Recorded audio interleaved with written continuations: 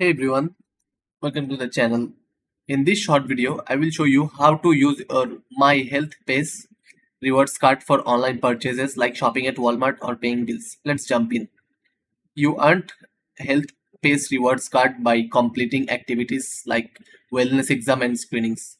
These rewards are loaded on a Visa prepaid card and you can use it for things like utilities, then rent, education and online shopping. You can use your card online at places like Walmart for everyday essentials, but not for alcohol, tobacco, then or firearm products.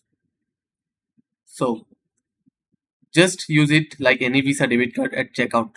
At checkout, select credit or debit card and enter your health pace card details like you would with any Visa card. Be sure your purchase doesn't exceed your balance. Most websites don't allow split payments. Then to check your balance, log into your health plan's member account. If it's your first reward, your card will be mailed after your first claim is purchased. Remember, this card can't be used everywhere. It works only at approved locations and for eligible purchases. Always check your balance card terms before shopping. Thanks for watching. I hope this helped you. Get started with your My Health Pace Rewards card. Stay healthy and happy shopping.